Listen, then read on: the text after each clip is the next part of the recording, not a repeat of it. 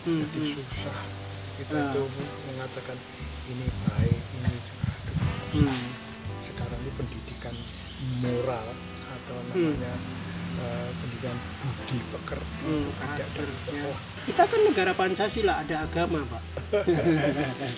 Negara kita itu katanya disebut negara religius yang tidak bermoral. Tanpa tuduhan apapun, kesalahan apapun. Mungkin Bapak korupsi mungkin. Nah, andai kata begitu kan langsung aja kan. Pak Santo ini lucu orangnya itu. Orangnya itu punya kelainan. Aneh, ya saya punya merasa juga.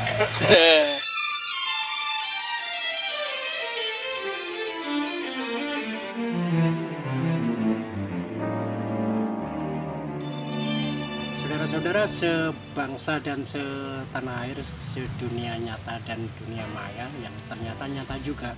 Kali ini saya dolan ke tempat Bapak Santo. Pak Santo itu nama lengkapnya Soe Santo, ejaan nama OE, tapi bacanya Susanto. Kita bisa melihat beliau ini punya akun YouTube. Punya akun YouTube ya Pak ya. Isinya nyanyi, Anda nanti bisa lihat, bisa subscribe. Isinya nyanyian semua, nyanyian zaman apa ya Pak? Ya, zaman saya masih muda. Wah, zaman New Kid on the Block pada masanya. Dekade 70-an ya Pak ya. 60. Mulai kata 60-an itu sudah. 60-an. 60 waktu itu Bapak Saya sudah usia berapa? Oh, sudah mahasiswa. Mahasiswa. Wah, sudah mahasiswa. Penonton saya kebanyakan anak-anak muda Pak, jadi mungkin belum pada lahir kan. Kalau di YouTube itu akunnya Soe Santo SE, benar gitu ya, tulisannya Soe Santo tapi bacanya Su. Itu apa sih ejaan Aupusen apa OE itu, OE dibaca U, Susanto SE. SE itu seneng emosional. Kira-kira begitu. Enggak lah. Enggak ya. Memang Bapak ini karena hobinya nyanyi, kalau emosi itu pengertian emosi yang positif. Ya SE itu sarjana, harus dijelaskan sarjana ekonomi karena ada teman saya Pak, namanya Hadi SE. Saya pikir sarjana ekonomi, katanya sarjana elektron. Oh. Dia pemain elektron Mbak, organ tunggal sangat terkenal di Jogja. Dia mengisi musik di pub atau di klub-klub gitu. Namanya Hadi SE Pak, terkenal Pak. Ini ada sama-sama SE Hadi, nanti bisa di tag ya. Karena Pak Santo ini hobinya juga nyanyi juga.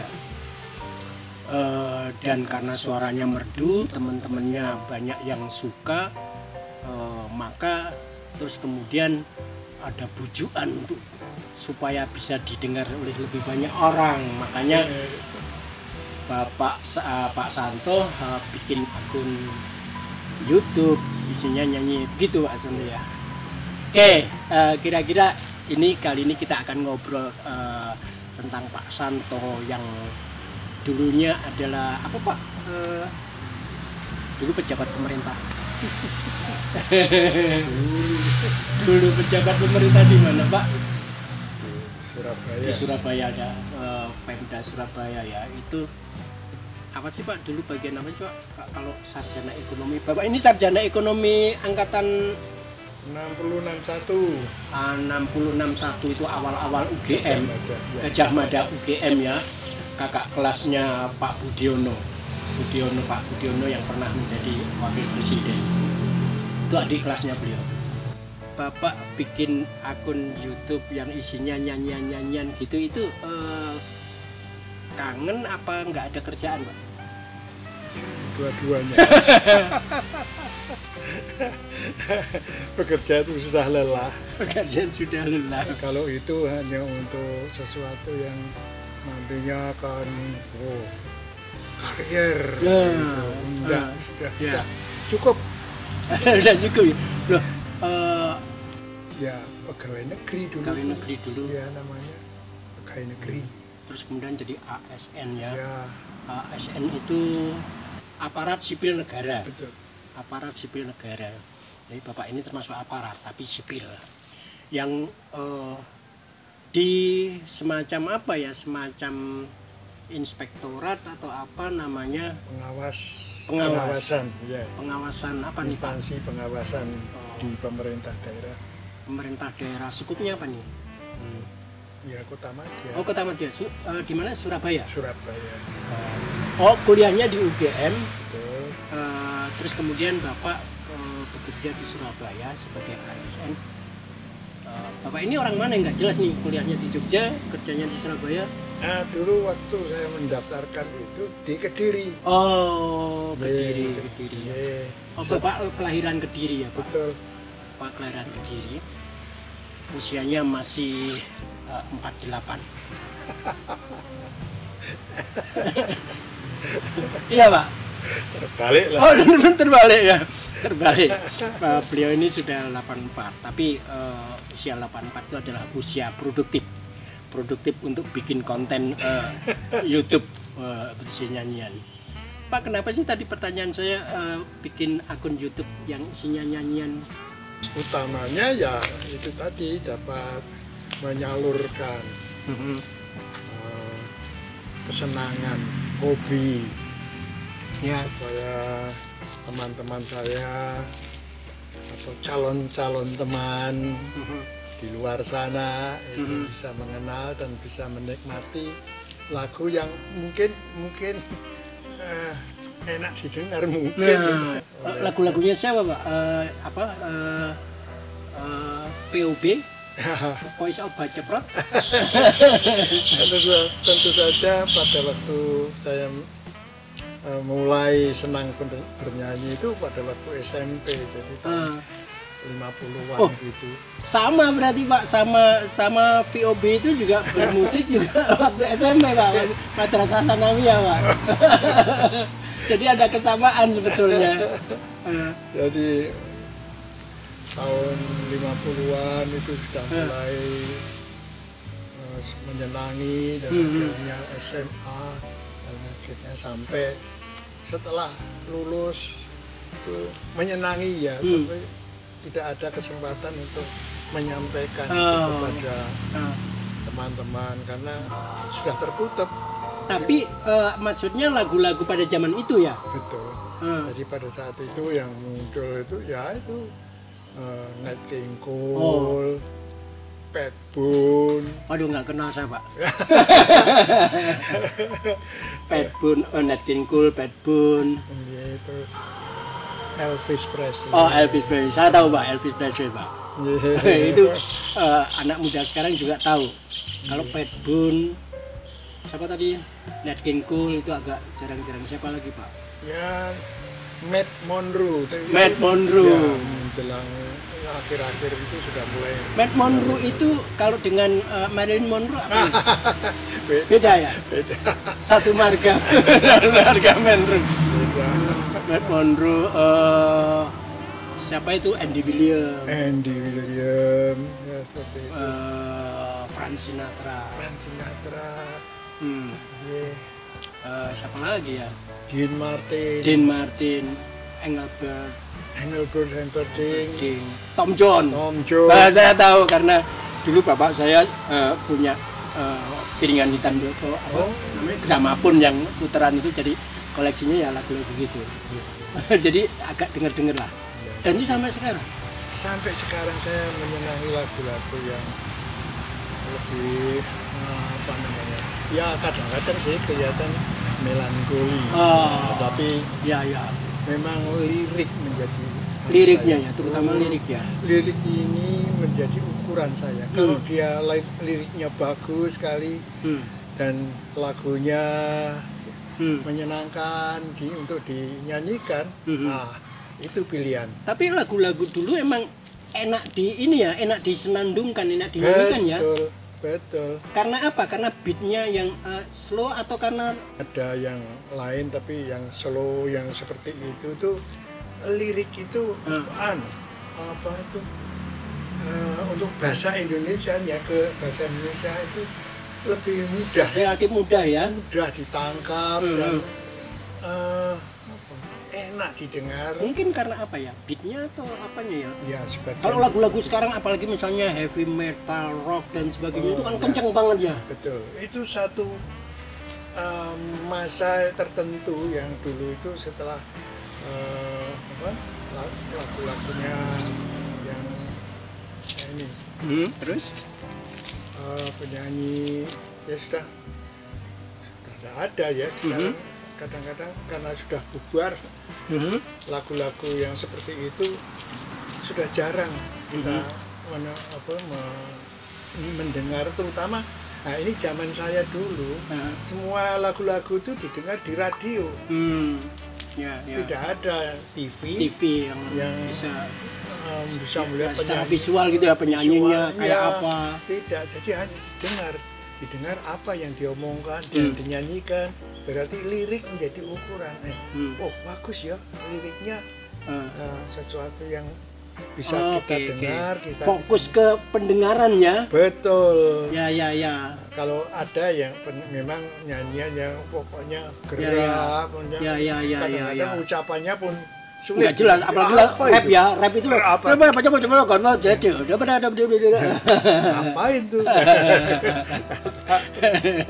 Gitu ya. Ya benar, saya mendengar alasannya itu baru, oh iya dulu itu karena hanya auditif gitu ya.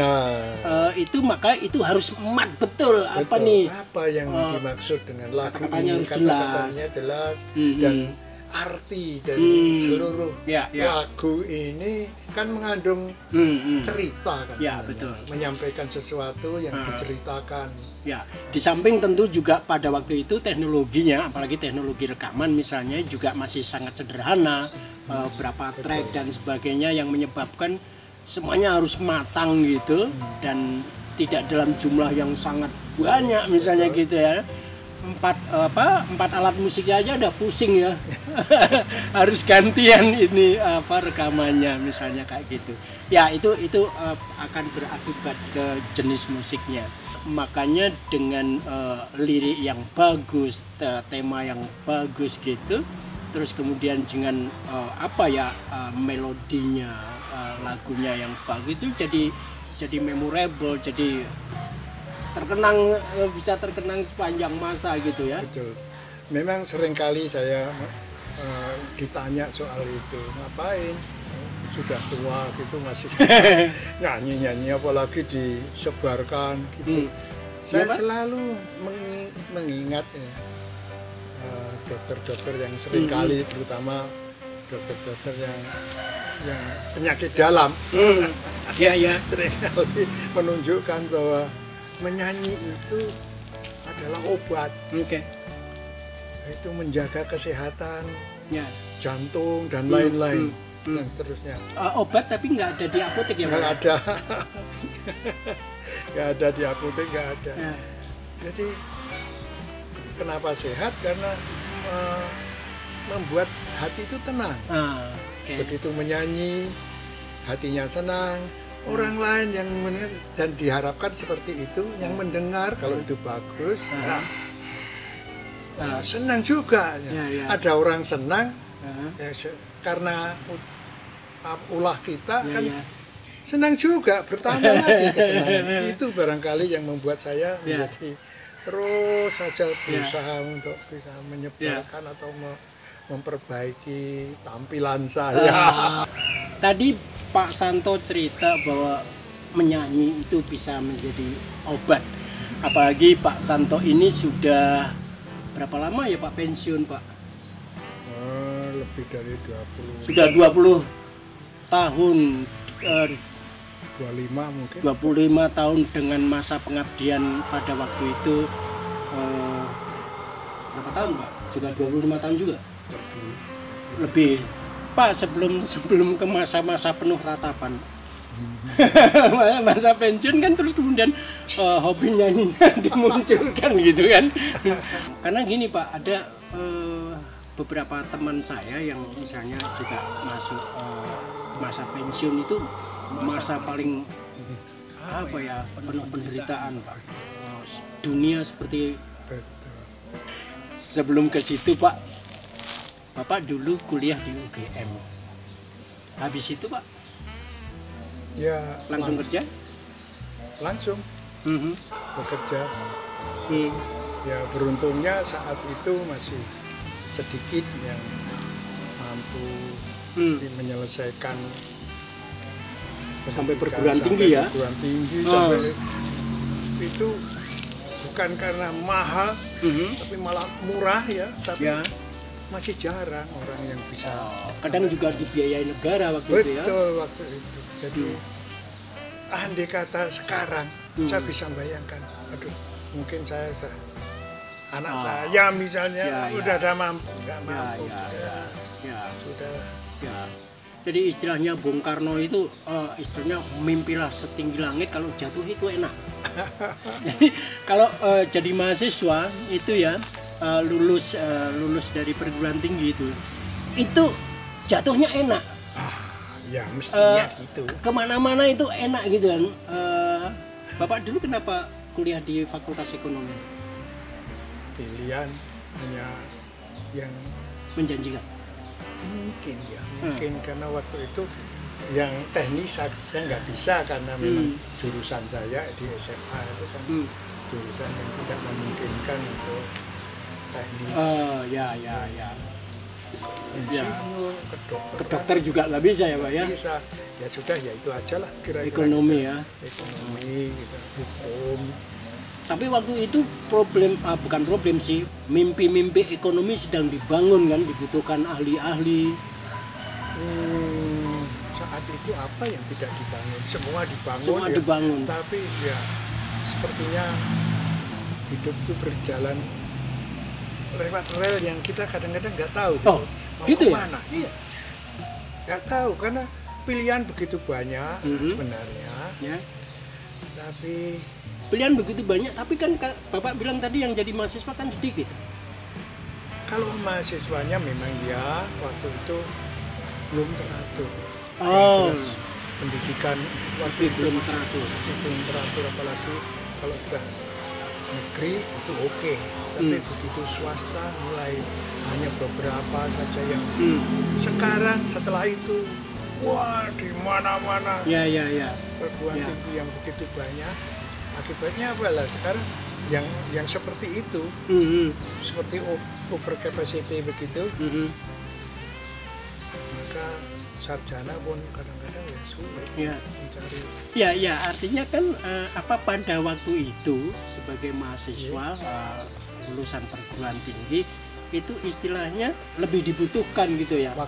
Waktu itu kan. Kalau sekarang memang Terbalik.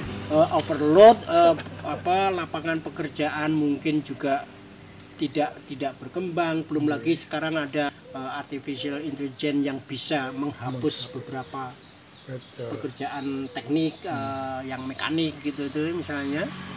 Itu problem beratnya ya Pak ya. Itu perbedaan Pak. Ya jelas. Jadi dunia itu selalu berubah dan perubahan-perubahan itu tidak bisa kita hindari. Ya. Dan kadang-kadang untuk sesuatu kelompok atau suatu komunitas itu menyenangkan karena lebih bagus, kelompok lain tidak. Ada yang kadang-kadang aneh sekarang ini, yang tidak sekolah pun tiba-tiba saja satu pendidikan yang tidak ada sebenarnya, otodidak saja sekarang sudah mampu dia mengalahkan kesempatan untuk maju dibandingkan dengan para lulusan perguruan tinggi. Jadi banyak yang tidak bisa sekolah tapi dia melihat ada kesempatan. Selalu ada perubahan. Selalu ada perubahan seperti itu. Jadi intinya kita tidak bisa mengatakan yang dulu itu enak, sekarang itu tidak. Ya enak di mana, karena tidak enaknya di mana. Enak bagi siapa? Bagi siapa, seperti itu. Jadi kalau dikatakan bahwa kita ada yang memang ya, Pak, sudah semangatnya hancur karena kesana kemari itu tidak bisa, saya katakan jangan putus asa. Suatu saat ada lagi, ada saja dari sana tiba-tiba muncul ide yang dodol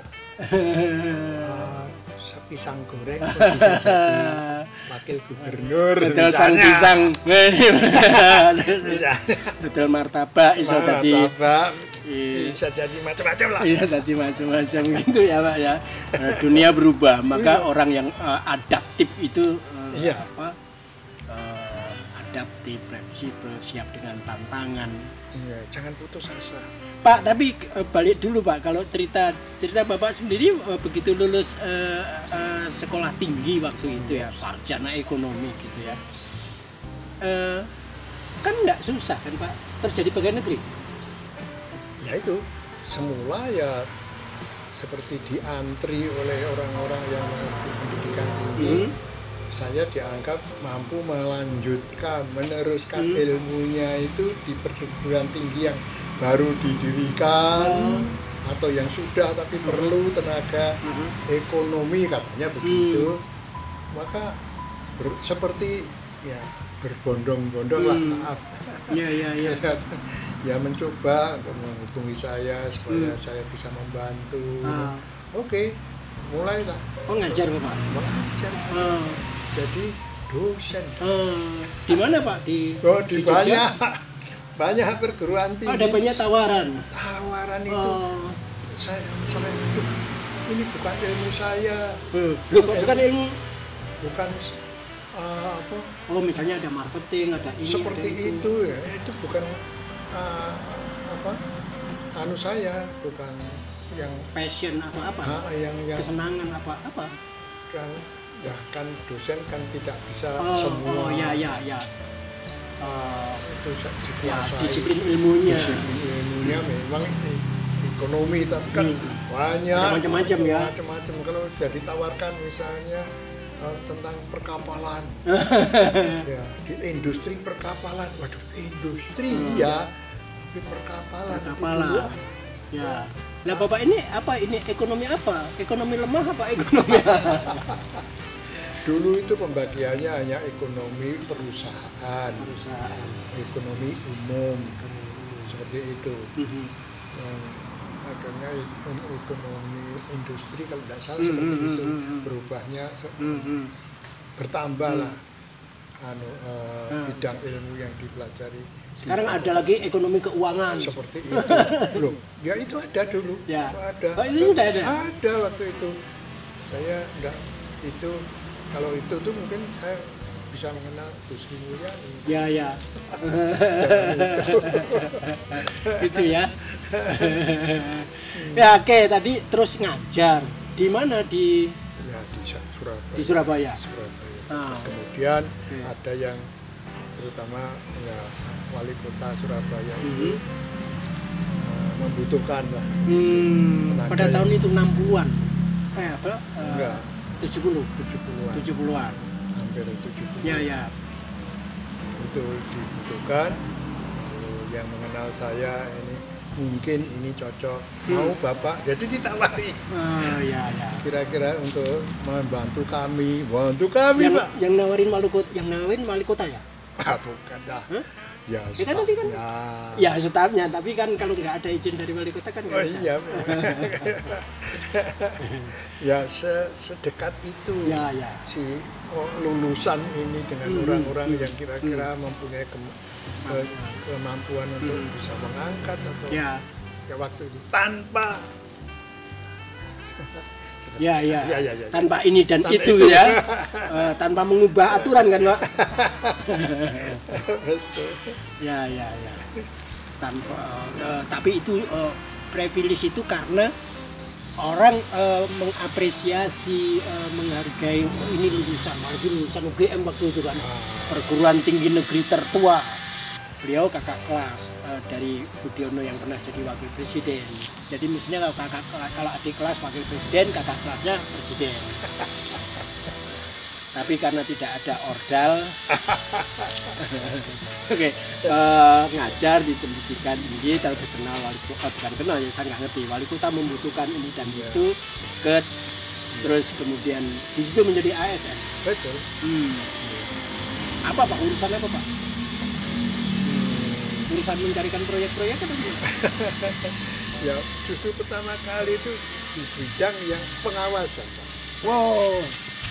Jadi nggak tahu kenapa harus di situ, barangkali ya itu yang lowong atau yang tidak disukai. Tidak disukai itu kan daerah basah Pak. Pengawasan itu sama sekali tidak. Itu mental pengawasan itu kan soal bagaimana cara pengawas itu menjadi tidak awas kan menjadi basah. Iya, intinya di bidang pengawasan itu apa rencananya, apa pelaksanaannya, cocok nggak, dan itu digunakan secara Bapak kok bilang tadi tidak disukai, tarifnya terlalu mahal Pak, uang perdamaiannya. Ya karena daerah itu boleh dikata daerah basah. Iya kan, basah kan? Iya kan? Itu tadi. Supaya misalnya Bapak sebagai pengawas, saya bagian yang sedang diawasi karena proyek dan sebagainya. Nah, ya itu. Gimana supaya Bapak tidak terlalu rewel lah, terlalu awas. Nah ya itu, yang diawasi ini yang basah tadi. Biasanya terus ya harus diajak kan, yang ngawasi kan diajak. Iya kan? Lah kalau yang nggak mau itu loh masalahnya. Loh kenapa Pak? Oh, kan diajak Pak. Iya betul, diajak itu hanya Oke, misalnya saya sedang bangun kan. Bapak bekerja di bidang pengawasan.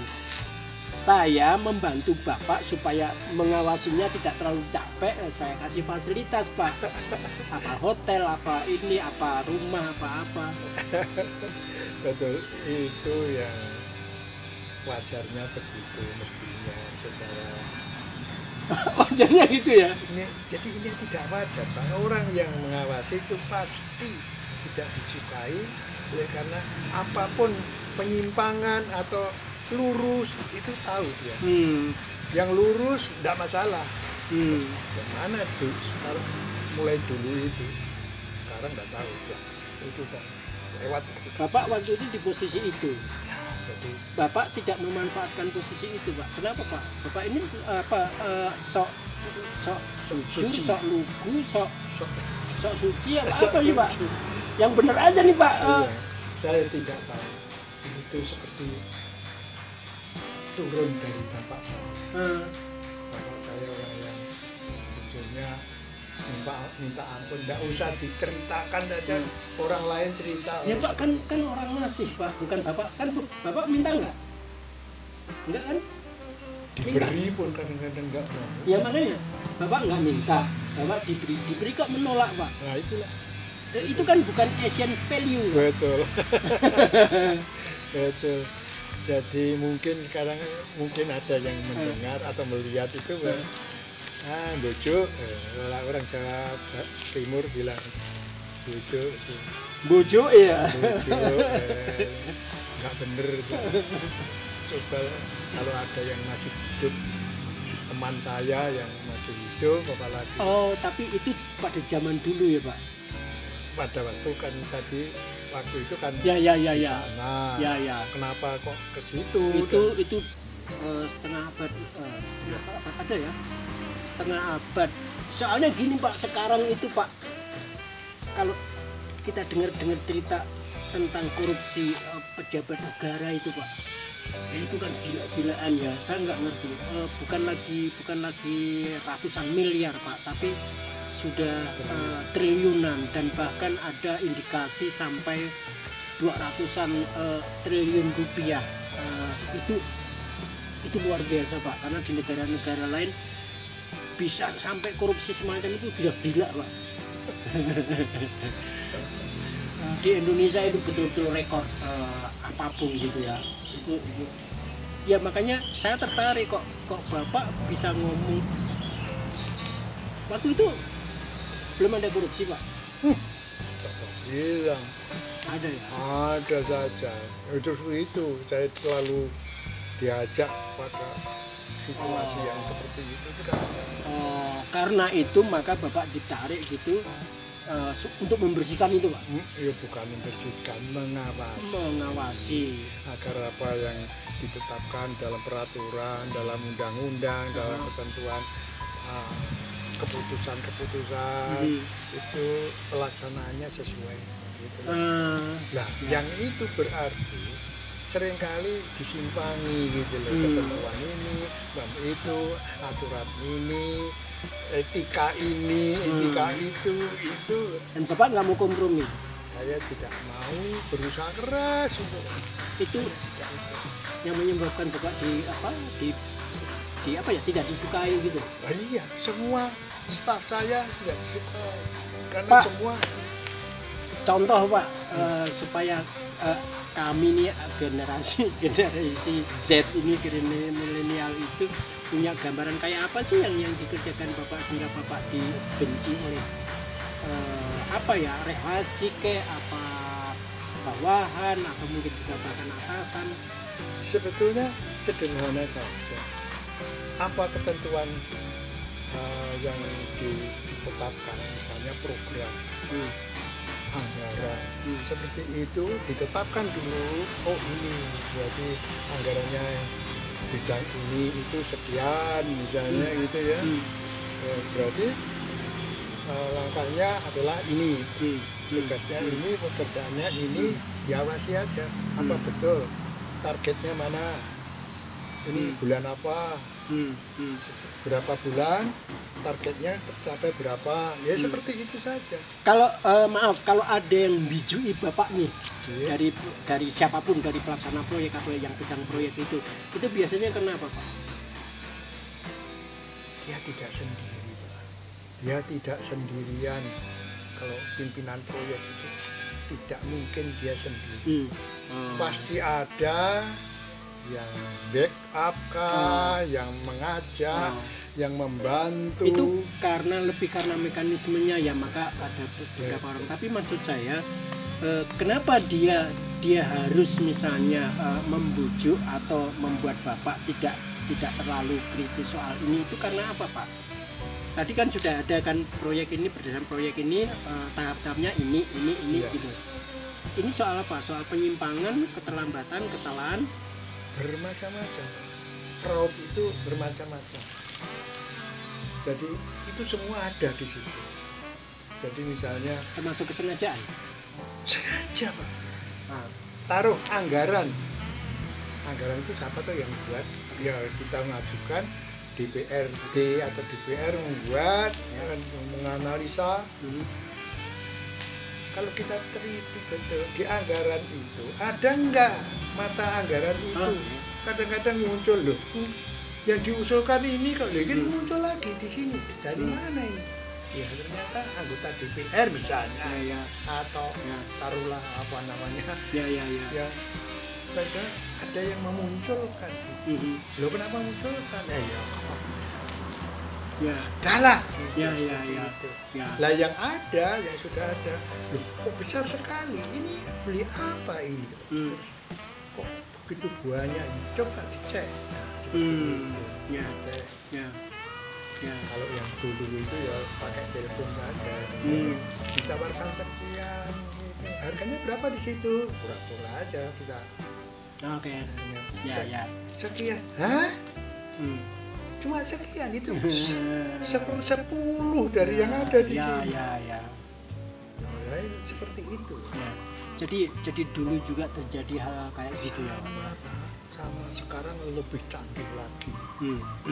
Pak, oke, katakanlah Bapak cerita semacam itu Pak. Ada sebetulnya apa ya yang menjadi persoalan kita itu Pak? Ya sebetulnya kalau yang namanya korupsi atau apalah kejahatan mesti ketahuan lah ya, gampangannya saja lah, mesti ketahuan. Tetapi kenapa itu sesuatu yang terus menerus bisa terjadi? Sebetulnya apa sih masalahnya Pak? Dia tidak takut yang sudah terlanjur seperti itu melakukan niat dia. Udah, saya akan melakukan yang ini. Loh itu kan menyimpang, nggak apa-apa.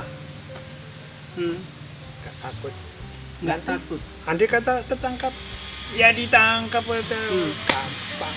Loh, begitu mudahnya dia menggampangkan suatu. Bukan sesuatu yang nista ya Pak? Bukan sesuatu yang memalukan ya? Yang memalukan siapa? Enggak ya, tadi kan dia tertangkap karena perbuatannya tuh dia di penjara itu orang tidak malu ya. Saya lihat para koruptor itu kalau di foto atau di kamera dada-dada senyum gitu kan. Senyum Ya aku sukses ketangkap gitu ya. ya itu tadi. Jadi begitu meremehkan semua instansi yang sebenarnya sini dan patut dihormati, tugasnya apa, mulia semua, tapi diremehkan. Polisi diremehkan, DPR diremehkan, anggota bahkan hakim saja. Pak, tapi ini kata anak-anak kecil Pak, mereka yang diremehkan itu karena kadang juga remeh juga Pak.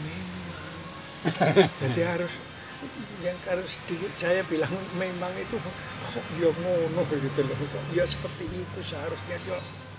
Ya taruh aja sekarang instansi mana yang orang-orangnya jujur semua, yang tertinggi apa, yang tidak ada salahnya, yang tidak ada niat. Saya nggak berani jawab saya. Oke Pak, Bapak kan Bapak ini jadi posisinya kayak semacam inspektorat gitu ya, pada waktu itu pengawas ya, pengawas pembangunan lah misalnya gitu Pak. Bapak tentu punya atasan dan tentu juga punya bawahan ya. Gimana Pak punya potensi dibenci banyak pihak nih, anak buah juga bisa benci dengan Bapak? Ya. Mungkin ya. Ya pastilah penyebabnya. Ya itu tadi, saya tidak bisa membuat dia ini senang dengan tugas pekerjaannya itu, karena saya selalu berada di lawannya, di pihak lawan. Tahu saja itu dia sudah kadang-kadang ya takut dan berani gitu loh, apa saja. Saya tuh cuma heran karena Bapak ini katanya orang yang tidak bisa marah, tutur katanya lembut misalnya gitu kan. Padahal berada dalam satu situasi kayak gitu gimana? Karena di sisi lain saya juga pernah dengar Bapak itu bisa membuat bawahan Bapak, staf Bapak itu berkeringat dingin di ruang ber-AC. Bisa diceritakan apa itu Pak? Mungkin ya pada saat-saat tertentu, pada posisi tertentu, itu bisa terjadi seperti itu. Jadi ada staf yang berbuat kesalahan, terus begitu sebenarnya fatal kalau itu ketahuan atasan dia, atasan kita ini terjadi sesuatu yang dilakukan oleh anak buah saya, itu kan fatal. Itu bisa saja atasan saya menjadi menegur saya karena staf saya tidak benar, dan itu berarti itu pendidikan saya atau pimpinan saya ini kepemimpinan saya kurang bagus, dan itu bisa ke saya anunya. Tapi ingat, kalau saya bisa lakukan koreksi terhadap kesalahan yang dia lakukan, barangkali hanya sedikit yang paham atau yang mengerti dan tahu persoalan itu, dan yang kemudian yang bersangkutan bisa mengerti tentang apa yang saya lakukan ini, suatu saat dia akan mengurangi, bahkan bisa menghentikan, dan tidak terjadi lagi kesalahan yang sama di masa yang akan datang. Barangkali itu tujuan saya, untuk tidak terlalu ekstrim dalam baik itu kata-kata, kalimat, apalagi sikap saya, wajah saya saja kan tidak ada yang menganggap saya ini kejam. Ya, tapi kan ada orang yang ketakutan justru karena kebaikannya, Pak. Pak Harto itu bisa tersenyum. Betul. Smiling general. Contoh Pak J, satu saja peristiwa yang rapat yang pimpinan Ya. kepala bagian, kepala dinas terbatas di depannya wali kota. Ya. Evaluasi terhadap pelaksanaan tugasnya masing-masing, Ya. bagian ini, dinas ini, dan seterusnya. Tiba-tiba saja ada orang yang teman sebenarnya, Ya. nggak tahu alasannya apa kok bisa mengevaluasi dinas saya waktu itu. Dinas saya. Nggak mungkin tercapai itu. Loh, kok bisa ngomong seperti itu, kenapa? Nggak akan tercapai Pak, sekarang bulan apa? Padahal targetnya ini. Loh, saya nggak ngerti. Ini kalau di luar barangkali tak tempilingi begitu gitu. Itu di depan wali kota itu saya senyum. Pak wali kota loh, dia tuh ngomong di depan wali kota kan dia mantuk loh. Ya kan dengan gayanya. Ya. Pak wali kota, Pak wali biasanya hanya Pak wali aja. Pak wali, saya tantang ya. Kalau target saya tidak tercapai, saya keluar. Tapi kalau tercapai, keluar dari dinas, kepala dinas. Gimana Pak? Sambil senyum saja, bukan? Ya. Berani? Itu jawabannya. Ya.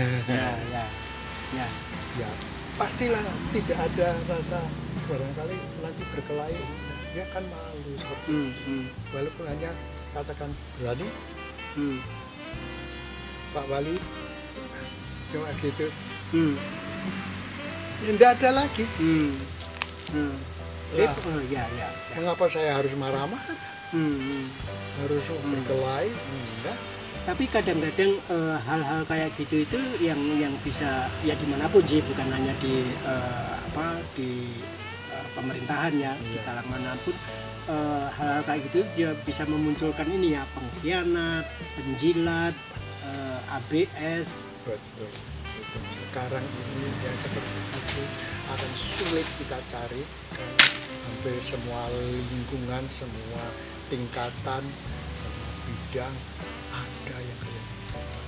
Jadi susah kita tuh mengatakan ini baik, ini juga.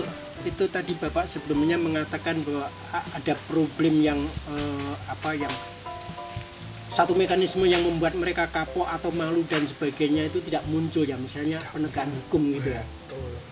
Lebih pada itu ya. Iya. Kalau soal pendidikan sih ya akan sangat tergantung bagaimana penegakan hukum ya. Kalau orang Jawa bilang mungkin ya, karena dulu itu, sekarang ini pendidikan moral atau namanya pendidikan budi pekerti itu tidak dari bawah, tidak mulai dari bawah. Jadi tidak tahu, guru saja ya malah dituntut, malah guru saja membuli anaknya, anak didiknya. Ya. Bagaimana bisa memberi contoh? Bahkan ada guru dan kepala sekolah yang memakai beasiswa anak didik dipakai untuk keperluan mereka. Belum lama lalu ada di berita itu. Barangkali ya itu.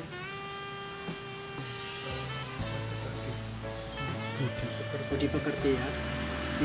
Loh Pak, kan kita kan negara Pancasila, ada agama Pak. Bahkan agama sekarang gencar-gencarnya Pak. Kalau saya menilai agama itu ya begitu agung ya, begitu jelas begitu. Tapi setiap orang bisa menilai atau menafsirkan macam-macam tadi. Jadi yang bagus saja bisa ada istilah yang menyedihkan Pak, bahwa negara kita itu katanya disebut negara religius yang tidak bermoral. Ini kan susah menerima, pengertiannya gimana? Gimana ya?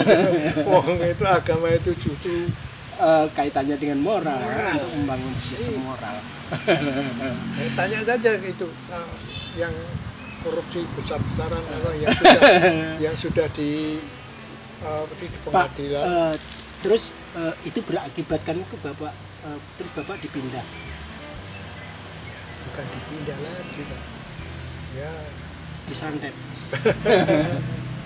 ya, tanpa tujuan apapun, kesalahan apapun, tanpa mendapatkan apa itu hak SP1, SP2 untuk memberikan, langsung besok ganti.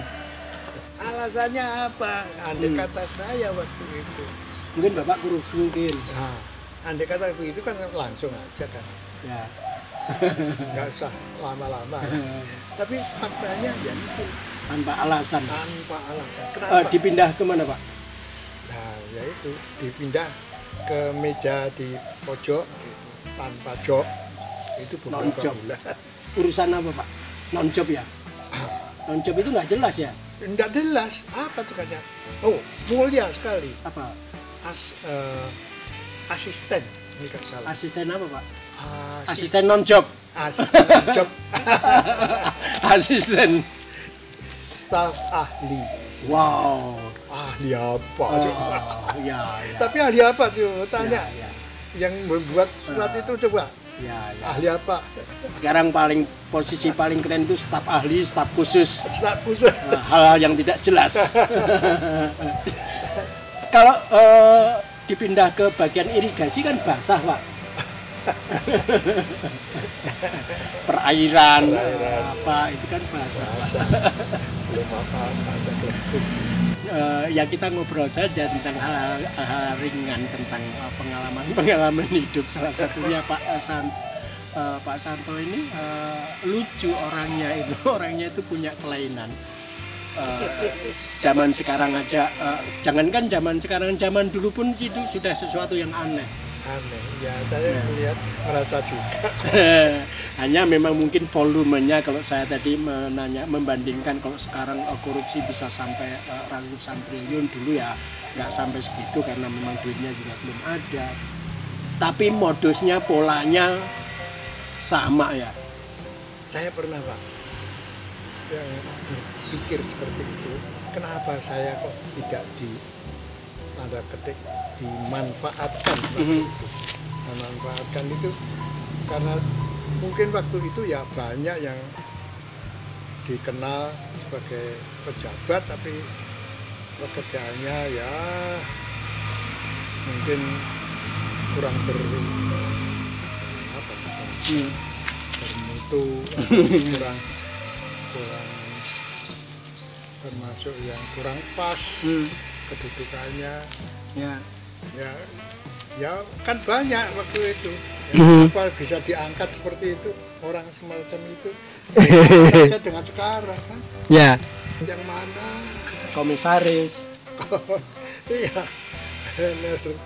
Komisaris. Ya tadi kan Pak, situasi berubah, ada banyak perubahan yang kadang-kadang ya kita bisa terkaget-kaget, kok begini kok begitu. Zaman bisa berubah-ubah. Dulu itu orang lulusan perguruan tinggi bisa menjadi idaman banyak orang, banyaklah mau jatuh kemana saja enak. Sekarang yang Pak Santo tadi bilang, otodidak pun juga punya banyak kemungkinan. Terus sekarang ada lagi misalnya orang jual apa kek, mau jual pisang goreng kek, mau jual martabak, atau orang yang kita tidak tahu keahliannya apa, kekhususannya apa, bisa menjadi staf ahli, bisa menjadi staf khusus. Pokoknya menjadi orang ikhlas. Orang ikhlas itu menjadi relawan. Relawan itu kan orang ikhlas ya Pak ya. Iya, benar. Suka relawan itu orang ikhlas. Kalau enggak dia mesti ketidakrelaan gitu kan. Sekarang itu makanya ajaran moralnya itu jadilah orang yang rela. Menjadi rela, menjadi ikhlas supaya bisa menjadi staf khusus. Itulah yang antara lain membuat kita juga bisa pusing, bisa tensinya bisa tinggi. Dan Pak Santo tadi bilang ada obat untuk itu. Pak Santo ini hafal berapa lagu, Pak? Kalau hafal itu banyak sekali, tapi kalau yang lupa itu Jauh lebih banyak. jauh lebih banyak. Jadi anehnya sekarang ini ya, karena ya tua lah, karena usia ya itu udah lupa banget. Jadi lagu saya ajari beberapa hari saya hafalkan bagus. Tapi kan yang lupa itu kan lirik kan? Liriknya. Kalau lagu kan enggak kan? Enggak. Masih ingat ya? Masih ingat kalau apapun. Ya, tapi kalau lirik, nah itu kan ibarat cerita, Ya. cerita. Ya. Ini kalimat yang mana ya? Ya. Yang berikutnya, ya itu kan, susah kan. Apalagi kata-katanya itu istilahnya quotable gitu ya. Jadi sesuatu yang bagus, yang kalau diubah sedikit Lain artinya. Ya. Menarik. Ya, karena dipikirkan, karena harus ya tadi media yang untuk mengapresiasinya lebih cenderung ke auditif. Betul. Ya tadi sudah disebutkan ada Tom Jones dan sebagainya, bahkan Pak Santo itu dulu dari sejak di Kediri sudah dikenal sebagai apa, Pak? Elvis Presley Kediri. Waktu itu kan saya sudah lulus, jadi tidak mempunyai teman yang mempunyai hobi dan grup nyanyi dan dulu kan tidak ada main organ itu, boleh dikatakan nggak ada. Mana organ itu apa? Ya Pak, sekarang kan banyak komunitas. Ya. Komunitas kasubuhan, Pak. Betul. Wah, ini tempat yang bagus loh, Pak, kalau mau mengundang. Pasti ada yang bisa main elektron, keyboard atau apa gitu kan. Anda yang punya hobi yang sama dengan Pak Santo mungkin bisa datang ke sini, bawa alat, bawa bekal masing-masing, bisa pesta kebun di sini. Gitu ya, Pak ya. Kan ketemu dengan segenerasi itu membahagiakan ya. Mungkin itu harapan yang terlalu sekarang sudah sulitnya sekarang ini ya. Semua dihitung. Oh gitu. Iya, perhitungan biaya terutama itu. Kenapa ke sini? Kenapa tidak di sana? Sedang di sana banyak. Oh gitu ya. Ya tapi kan ada spesial Nah, gitu. ya itulah, ya saya katakan tidak gampangnya itu di situ. Jadi banyak yang memikirkannya kalau mau ke sini itu jauhnya dari kota Yogyakarta ini 17 kilo lebih. Makanya buka akun YouTube ya. Biar mendekat. Biar mendekat dengan sekarang ini medsos itu sudah membuat kita makin antisosial. bener. Atau dan sebaliknya. Ya, ngapain sana jauh-jauh, ke sini aja udah kita. Ya. Dalam artian itu ya. Kalau mau transfer juga gampang. Ya Pak, menarik obrolannya. Nanti kita akan bisa ketemu lagi dengan Pak Santo. Obrolan ini kita tutup dengan ini ya, dengan bukti bahwa Pak Santo itu bisa menyanyi. Kita kita sih, Pak Santo mau nyanyi lagu apa nih untuk pertemuan ini Pak? Yang apa, Nat King Cole itu apa Pak? Autumn Leaves. Kita nanti kita dengerin Susanto SE dengan Autumn Leaves dari Nat King Cole.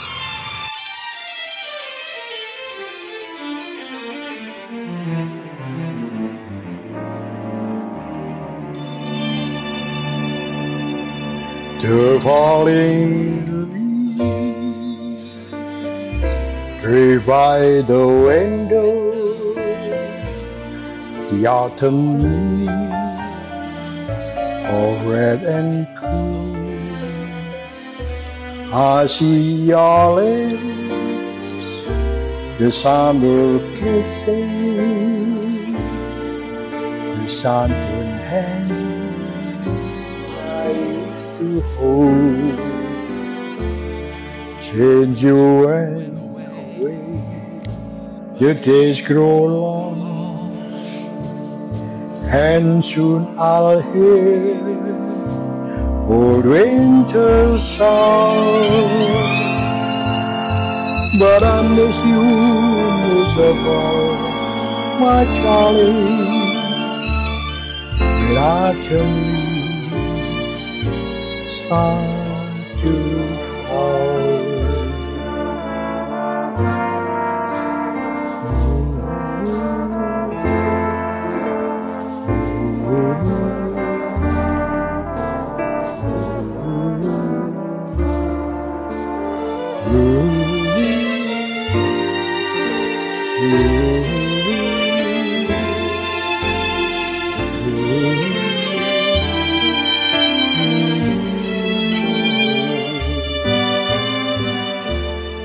Since you went away,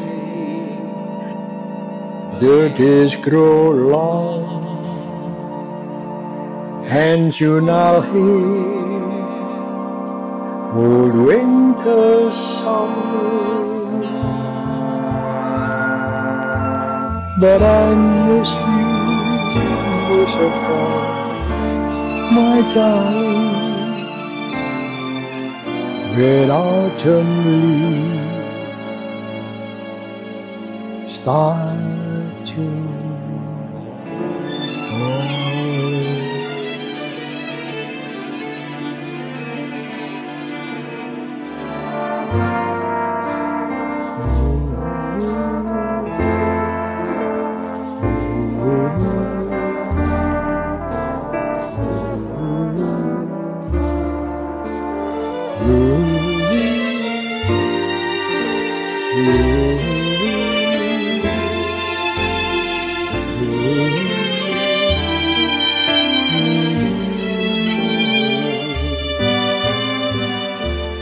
Since you went away, the days grow long, and soon I'll hear old winter song.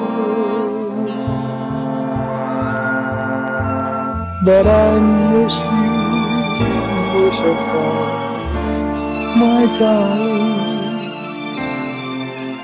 When autumn leaves start to